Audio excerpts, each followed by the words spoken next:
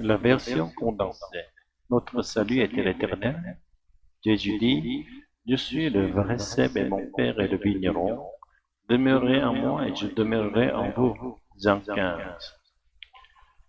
Dans cette image, Jésus nous invite à vivre dans une habitation réciproque avec lui, comme le Père, le Fils et l'Esprit vivent toujours dans une communion parfaite.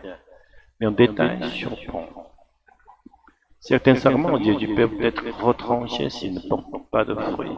Cela semble contredire l'idée d'un salut éternel garanti. Pendant des siècles, certains ont traduit le mot grec aïro par élevé, ainsi Dieu ne couperait pas le serment, mais le soulèverait pour l'aider à fructifier.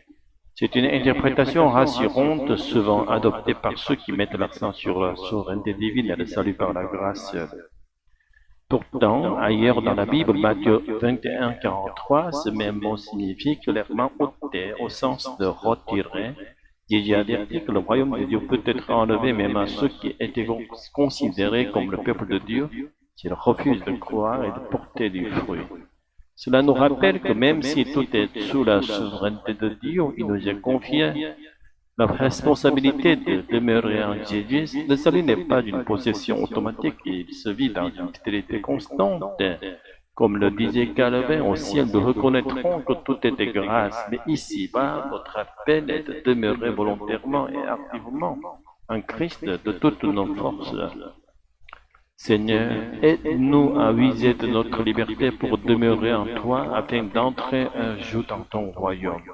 Par Jésus-Christ, Amen.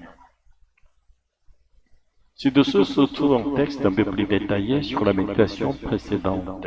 Je remercie ceux qui prendront le temps et auront l'intérêt de le lire. Notre salut est l'éternel, Jean 15, 1. Je suis le vrai cep et mon Père est le vigneron. Tout sarment qui est en moi et qui ne porte pas de fruits, mon Père l'enlève. Et tout sarment qui porte du fruit, il le monte afin qu'il porte encore plus de fruits. Déjà, vous êtes purs à cause de la parole que je vous ai annoncée. Demeurez en moi et je demeurerai en vous. De même, le sarment ne peut porter du fruit par lui-même s'il ne demeure pas attaché au cep. Ainsi, vous non plus, si vous ne demeurez pas en moi. Le secret de la métaphore. Ici, Jésus déclare qu'il est le vrai cep, bien sûr. Personne ne pense qu'il faille comprendre qu'il est littéralement un cep de vigne. Personne ne considère que le fait de ne pas le prendre au sens littéral reviendrait à rejeter l'écriture. Si littéralement Jésus est le vrai cep apelos, pourquoi ne pas comprendre cette parole ainsi? Tout simplement parce que chacun sait qu'il s'agit d'une métaphore. De même, Dieu le Père n'est pas un vigneron, Yorgos, et nous ne sommes pas littéralement des serments que les mêmes. Jésus nous appelle à entrer dans la relation d'habitation réciproque de la Trinité. Si Jésus emploie cette image, c'est pour nous enseigner que nous devons vivre dans une relation d'habitation réciproque avec lui. Cette habitation réciproque est aussi le mode de résistance même du Dieu Trinité. Et c'est pour nous inviter à entrer dans cette relation éternelle d'amour de la Trinité que Jésus utilise la parabole de la vigne. Tes serments en Jésus m'est retranché. Pourtant, au verset 2, il est dit qu'il peut y avoir des serments en Jésus qui ne portent pas de fruits. Et ces serments, il les enlève. Mais alors, si nous sommes en Jésus, ne sommes-nous pas assurés d'une sécurité éternelle? Comment cela peut-il arriver? Tentative herméneutique pour résoudre cette apparence contradiction. Pour résoudre cette contradiction en Europe, pendant plusieurs siècles, on a interprété le verbe grec airo, traduit par ôter au verset 2, comme signifiant élever ou soulever. En effet, la première signification de ce verbe en grec est soulever de la terre. Par exemple, on le trouve dans Apocalypse 10.5 pour désigner le geste de lever la main lors d'un sermon, dans Jean 11.41 pour lever les yeux en priant, ou encore dans Acte 4.24 pour élever la voix dans la prière. Si on adopte cette interprétation, le sermon n'est pas retranché, mais au contraire soulevé pour qu'il puisse porter du fruit, image positive, qui est souvent choisie par des prédicateurs insistant sur la souveraineté de Dieu et en salut obtenus par la grâce seule. Et c'est vraiment l'intention de Jésus en Jean 15. Lecture à la lumière de Matthieu 21, 43. En revanche, ce même verbe est aussi utilisé dans un sens de retrait ou de privation. Dans Matthieu, il exprime la possibilité d'un retrait du salut sous sa forme passive future. Il vous sera ôté. Jésus annonce que le royaume de Dieu sera enlevé à ses interlocuteurs pour être donné à un peuple qui apportera les fruits.